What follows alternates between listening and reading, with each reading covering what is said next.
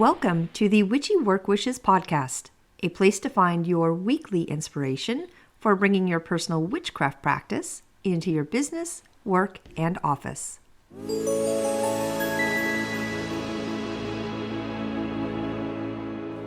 Welcome to Witchy Work Wishes. I am your host, Charlene, and today we are working on some detox steps. Well, I'll speak for myself. I am working on some detox steps. And I thought, hey, you know what? Maybe you are too. So let's do it together. Today is all about the Detoxed Witch. But first, I'd like to share some things I did over the weekend to help with my own personal practice. And you know what? These spirits did not disappoint. Yesterday and today is Samhain, and our beautiful full moon was shining all weekend long. I did have an interaction, but it was just before the full moon came. And you know what? After thinking about it a little bit more, I think there was some ancestry stuff in there. I'm not sure, but I feel like it was there to protect me from what might have been coming this past weekend and with Samhain. So, normal night, went to bed, but was abruptly woken up at 1:11 a.m. Like abruptly. And when I saw the time, I thought, oh, so cool. I love 1:11 a.m. That happens to be when my podcast posts, and just how cool to be woken up at that specific time. I tried, of course, going right back to sleep, but no. Something was in my room.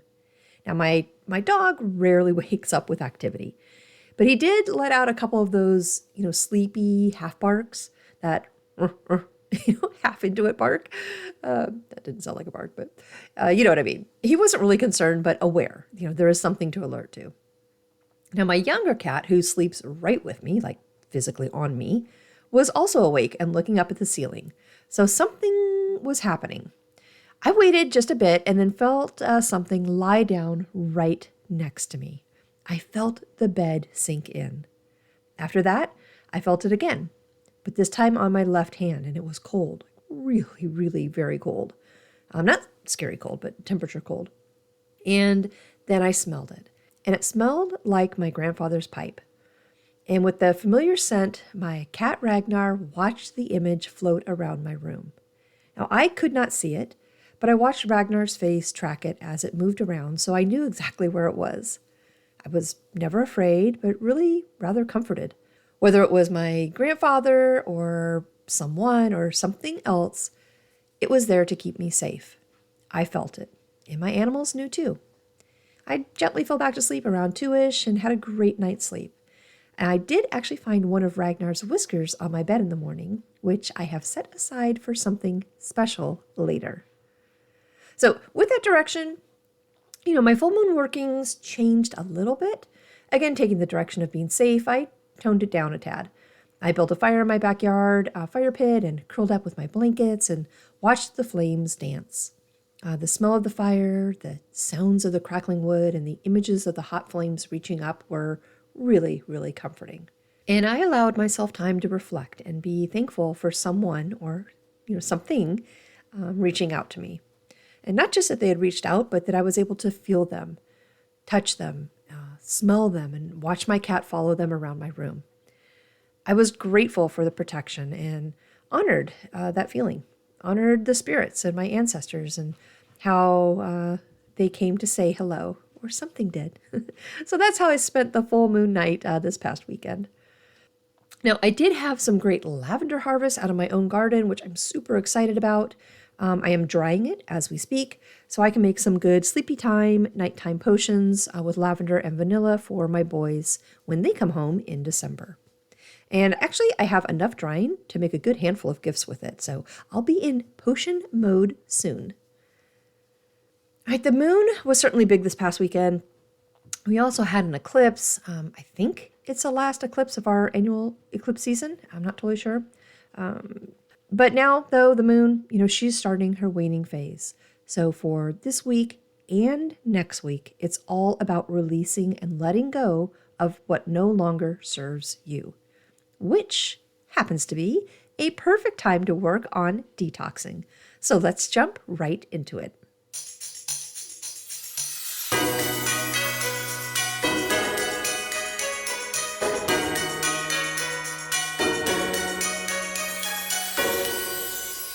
Detoxification. The official dictionary write-up is the process of removing toxic substances or qualities.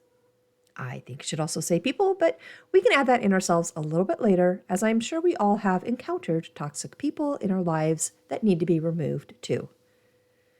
So what is toxic? Is it something we ingest or take? Is it something we do, behaviorally?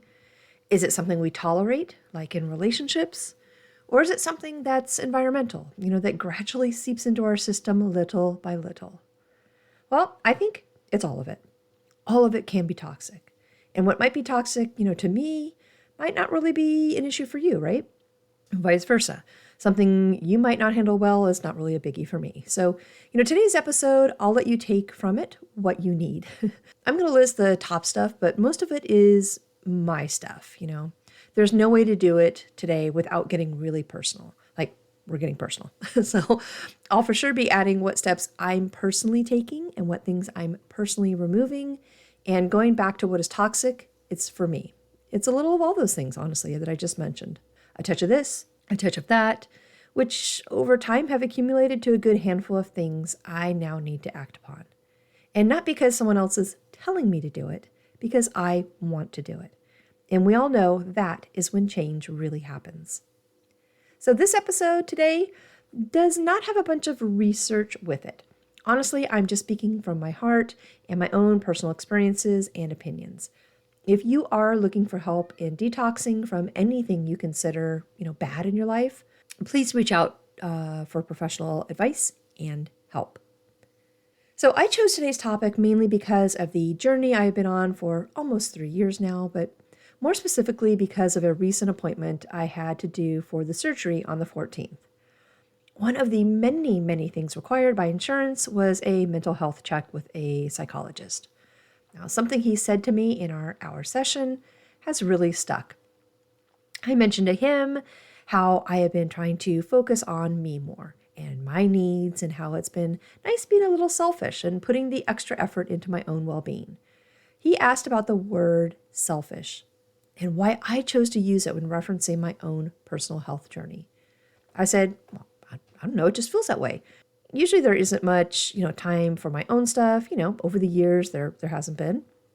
But I said, now my boys are both in college and I'm an empty nester, and I think it's okay to be a little selfish to get myself back on track.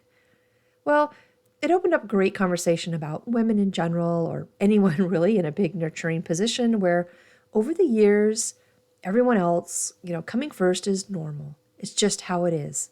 And subconsciously, we just add to it and add to it and add to it, before prioritizing ourselves, until one day our bucket is empty. And one day our weight is too much. And one day there is an addiction to fight. Or one day there is abuse we need to walk away from. It piles on and on and on in some form or fashion, because we are making sure everyone around us is okay. They are loved, fed, comforted, provided for, nurtured, and groomed for success. All the while, slowly, our own bucket becomes less and less full because time for our own needs have been pushed aside. The conversation with the psychologist was great, and I found myself saying, yes, I know, you're right. I'm saying I'm being, selfish when taking care of my own needs, and it's a toxic trait. It does me harm. And it gets down to one of the many parts I need to work on. Applause, right? I'm taking the physical steps to get myself healthy. I'm making the time. But what about the words I use and say to myself? Old bad habits are bound to come back unless the narrative is changed too. So today, I'm going to try to give some examples in general areas of our lives where toxic traits can be found, and how just, going through the motions to fix and correct them may not be enough. We need to attack the toxins from all angles. And at the end, I have something just for our working listeners that ties right into witchy work wishes and some great things we can do at the office just for ourselves. All right, let's pull our top 3 physical ones first, because they don't care about your race. They don't care what your religion is, what your sexual preference is. They don't discriminate. They affect all of us. And that is going to be food, drug and alcohol, and environment. Now, food. This is actually not a lifelong struggle for me. Not to say that I have not watched my weight in previous years, but I always have been mindful of it. I really did not start dieting until after I had my two boys. And in my early 30s, the weight came off. And I was back down to high school level type weight. Then I moved across country back to my home state of California as a single mom of two very young boys. And guess what? The weight started coming on. I was eating for comfort and I was eating to relieve stress. So I attacked it, right? I went on a really big diet and the weight came off. But not all of it. I looked okay and I was able to zip around and do things, but I would say a good 20 pounds stayed on. And I felt it was okay. I was not 30 anymore and it's natural, right? Well, it all came back plus some more.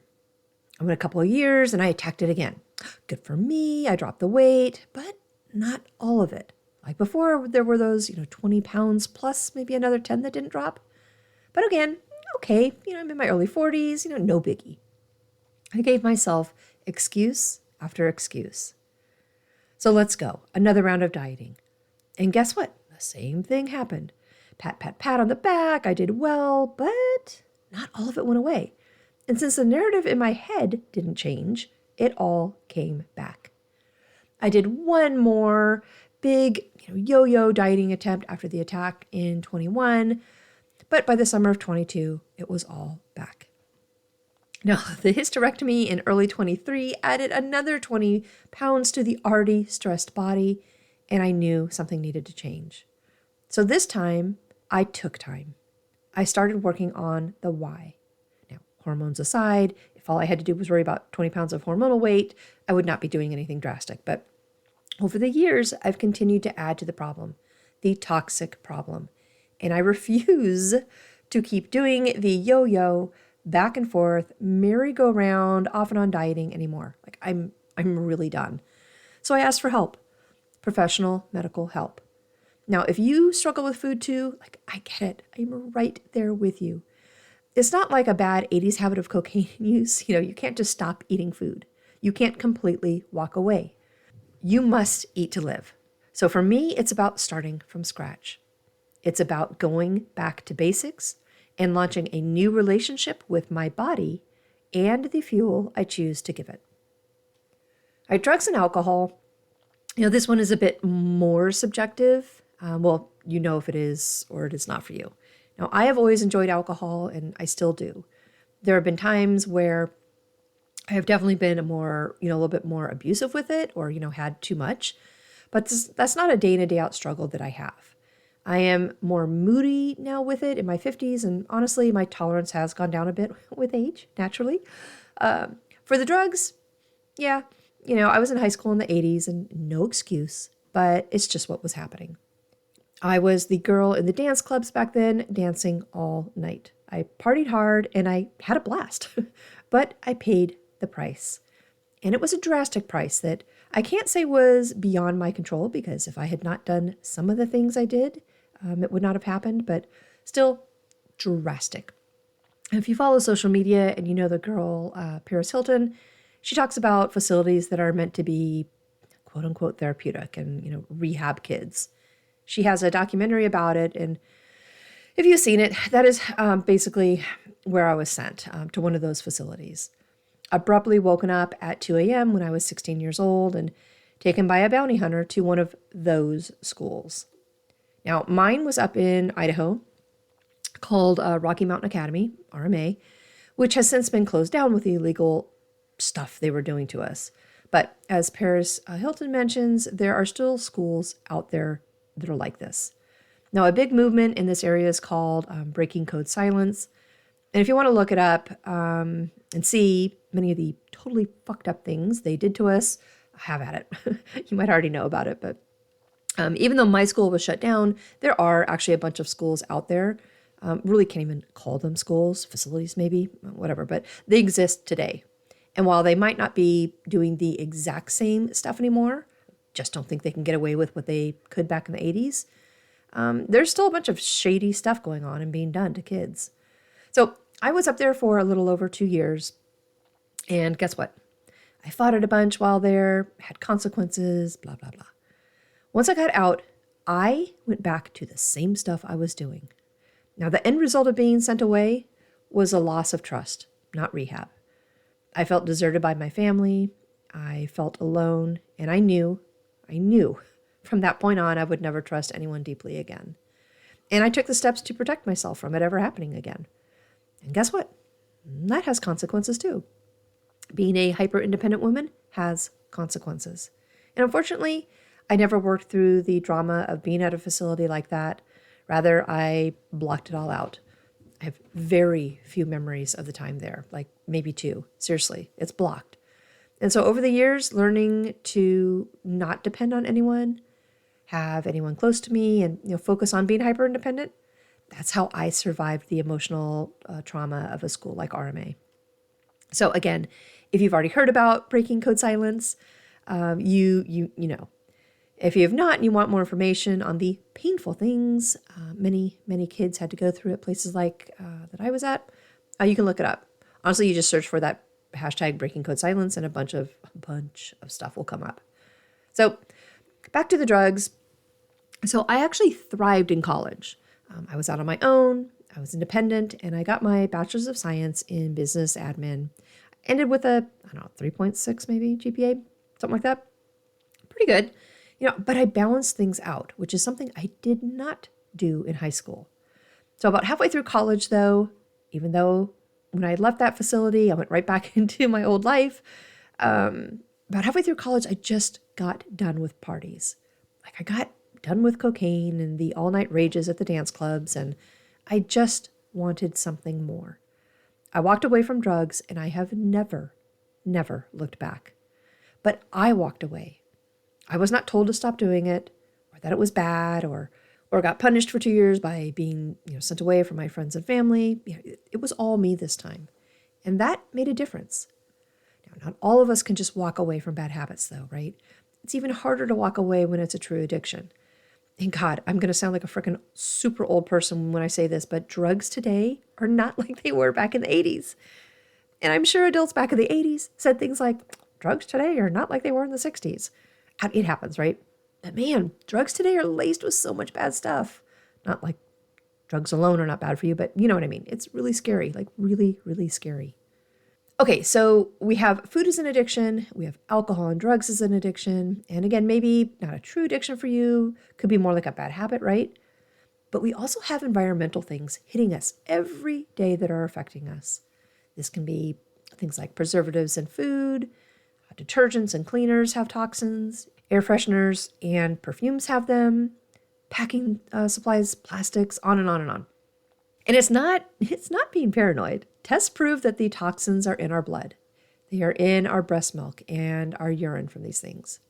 Now, you could be eating all of the right things and have a clean body from drugs and alcohol, and you're still going to be absorbing toxins just from life. Okay, before I get into detoxing, let's talk about a couple of other things we may want to add to our list. And that is removing toxic people and behavior. And it's by no means any easier to walk away from them as it is food, drugs, alcohol, and environmental toxins. But it might be harder to define or recognize them. All right, toxic people. This one's tough. Especially if it's a family member. Toxic people in relationships, they can develop slowly and really stay hidden because there's not an abrupt change in our day in and day out lives, right? So have you ever heard the term frog in hot water? Well, it's proven to not be true, but the story or the fable gives a good metaphor. And it basically goes where, if you put a frog into a pot of boiling water, it will jump out, right?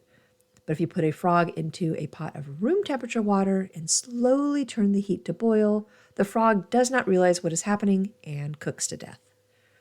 So again, it's proven to not physically be true, but I know personally, if I'm unaware of a problem, it's not obvious right out of the gate, and the problem slowly and gradually gets bigger, I don't really see it or recognize what is happening until it's a huge, massive problem. And I think that happens to a lot of us, even more so if it's generational. Many of us will marry into what we are familiar with, good or bad.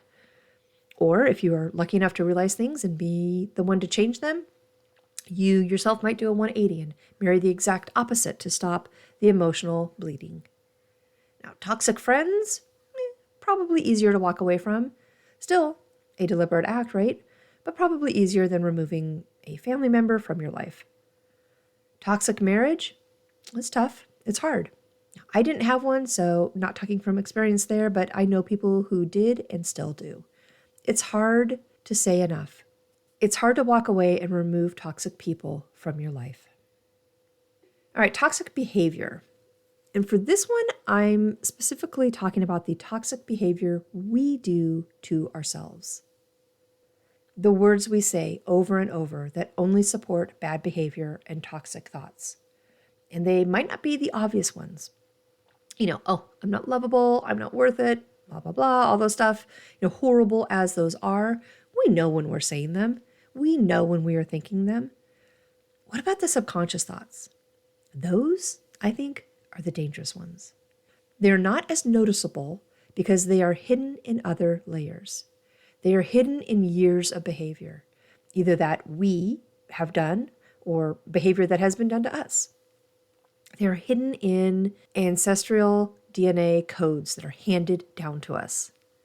They live in the shadows and they fight for their existence, but not in a way that is loud and noisy and obvious. Our subconscious toxic thoughts come in a pattern of a life we have come to accept as our own through the gradual layering and repetition of things happening. That's why they can be so painful. Our subconscious has real life proof of, reasons why we should be doing the things the way we do them, good or bad. So, to attack that side of toxic behavior, your own personal toxic behavior, and I don't have the answers on this one, but I'm trying. I think, starting with mindfulness, building that self-awareness is good. Really probably the only place to start. We have to identify what's being said, consciously or unconsciously. For real change to happen, I think that's a big step. And you know what? Should we just cue in the shadow book, right? It's this. It's getting into the deep, dark shadows and being painfully honest with ourselves. That is how we work on the toxic behavior we do to ourselves. I don't have a book of shadows yet. I mentioned this before. I have a grimoire with my spells and potions and recipes, my tips and tricks, all of my goodies. But a book of shadows, that scares me to death. To have a book that someone can find with all of my deep, dark secrets. And yes, I'm aware that goes back to not trusting anyone, but it scares me enough to stop me from even beginning one. And I'm stronger than that. I know I am. So in December, I'm giving an entire podcast episode the full attention to our Book of Shadows. I'll be starting that with the dark moon in December, and I'll share what I'm doing with you. All right, so how can we detox from all of it? From any of it? From pieces here and there for what matters most? How can we remove toxic things and people from our lives?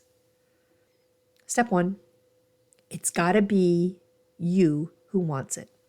For true change, the desire has to be so completely internally strong, and you must totally and completely believe the change is something that you not only want, but inherently deserve as well.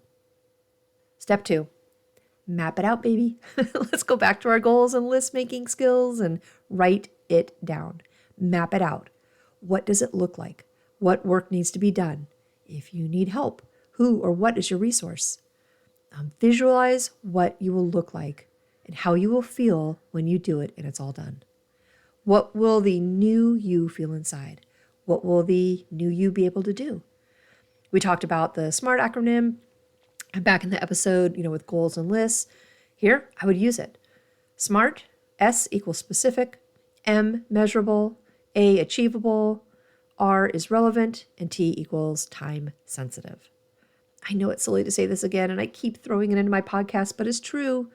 I promise, a dream written down with a date becomes a goal broken down into steps becomes a plan, and a plan backed by action becomes reality. This is how I'm tackling my food toxins. And I am letting the people close to me know what's going on so I can have their support. I'm using the advice, the guidance, and support of doctors and professionals. I'm writing my steps down and I'm using them as action plans. I am educating myself and I'm acting on what I want, what I deserve, so I can have the reality of being the person I want to be. By now, if you are a faithful listener, you know I am deeply connected to the moon. And I'm using that energy, that amazing lunar energy, to help me too.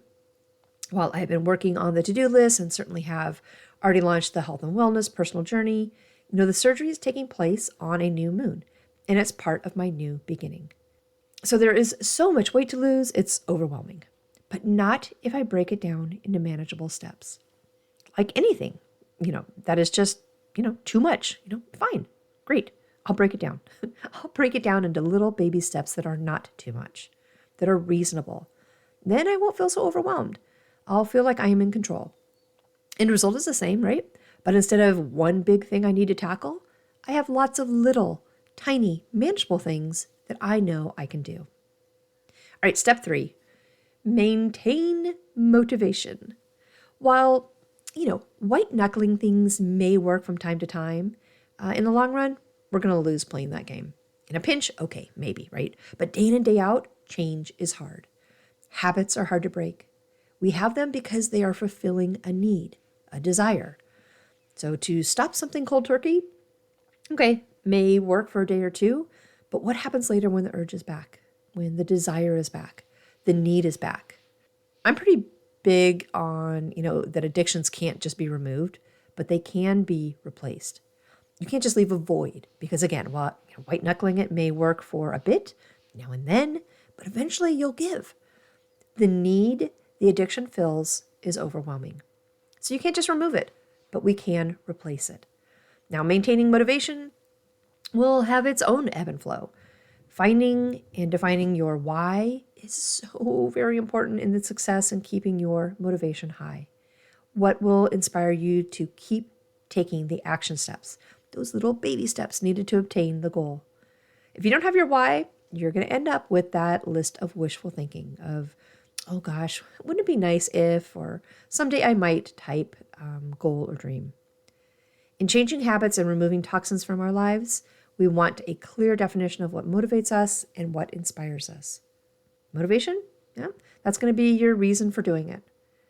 Inspiration? This is going to be what creates your action, your desire to actually act upon the motivation. All right, what about work? What about our witchy work wishes and incorporating these ideas and steps into our jobs, office, and corporate world? Yes, and yes. There is no difference between removing toxic traits and habits in our personal life and removing toxic traits and habits in our professional life. You may think, well, that's not true. I control my personal life, but my boss or job controls my work life. Not true. Ultimately, unless you are self-employed, yes, you are following the direction the job is giving you, but you are not without control. Either your job is supporting the greater good in you, or it's a job that is blocking it. If there are toxic people who work with you, near you or around you, you do have the ability to drastically walk away and choose another job. Or maybe set some very firm boundaries, or depending on your work level or level of work and management, request the toxic person be moved away from you. I think I've thrown enough sayings into today's podcast, but if I may add one more, all bosses know, all of them. It goes something like this. Nothing will get rid of a great employee faster than watching you tolerate a bad one. Well, what if the toxic behavior is not from a coworker, but it's you? It's your own behavior at work. What seemed like little innocent things mushroomed into a full-blown bad habit. Take the same approach as you would with correcting something personal at home. And don't dismiss the driving routine to work and how powerful that can be. We are creatures of habit, naturally, right? Again, just removing a habit is hard, but replacing it with a healthy habit, while still hard, makes the transition easier. Now, let's say Example, you're trying to save money, but have a Starbucks addiction, right? Starbucks habit, we'll say. A problem is you drive by the Starbucks each day on your way in, and you get a visual reminder of your bad habit each and every day, and a craving and a little desire to fill that void. Can you take a different route? Or if you can't, how about this? Take a sip of the coffee you made at home right as you drive by the Starbucks and you say something. You create a new routine. Every time you now go by, you say the same thing and you take a sip. I don't know. I just made that up, but you know where I'm going with it. Set yourself up for success. What steps do you need to take to break the habit and remove the toxic behavior? And you know what? When thinking about toxins, just kind of a little side note, don't just think about food, drugs, and alcohol, chemicals seeping into our bodies. Think about everything we allow in. It all matters and it all adds up. You might be what you eat, but you are the company of your friends and the people you choose to associate with. You are the information you feed your brain, all of it. So being a detoxed witch might mean, hey, I have the basics under control, but never really took a step back from the news that you watch to realize how influential it is, or what TV you are watching, or what social media is doing to you. All of it contributes to the whole person. And over time, it shapes you. It dictates a direction in your life. Unplugging matters. There is no doubt. But be just as mindful of what you are feeding your body in addition to the food and water to fuel it. So for me, I am making my own set of goals specific to each and every toxic behavior I want to remove. It's the only way that I'll become the detoxed witch that I want to be. And I'm not going to overwhelm myself. I'm being very realistic about each and every area I'm working on. And just like my goals, it's about what motivates me and what inspires me. Compartmentalizing helps. I've said it before and I personally know it to be true. I'm breaking it down. Baby steps of what needs to be done and when it needs to be done by. So again, this episode did not have a bunch of research with it like I normally do on my topics. I am just speaking from my heart today and my own personal experiences and opinions. Now, if you are looking for help in detoxing from anything you consider bad in your life, please reach out for professional advice and help. And you know what? How about this? Come back for an episode in December where I dive into our Book of Shadows. Even if you have one, let's start a new one together. All right, I do have a poem for today's topic, so let's switch over to that.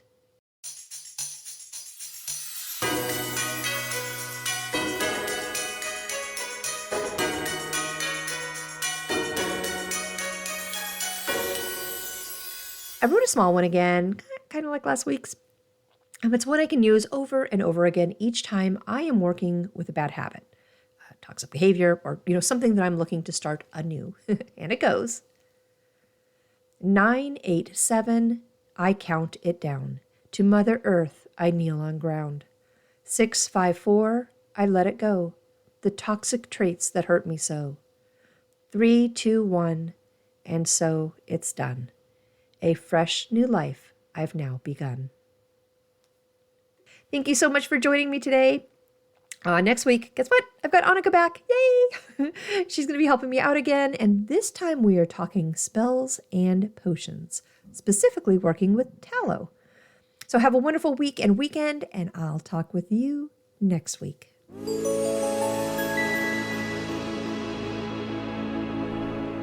Thank you for joining me today at Witchy Work Wishes, a place to find your weekly inspiration for bringing your personal witchcraft practice into your business, work, and office. For more information and additional content, please visit me online at witchyworkwishes.com. If you want to send me a personal note, please email me at info@witchyworkwishes.com. And of course, you can follow me on Instagram and Facebook. Just search for Witchy Work Wishes.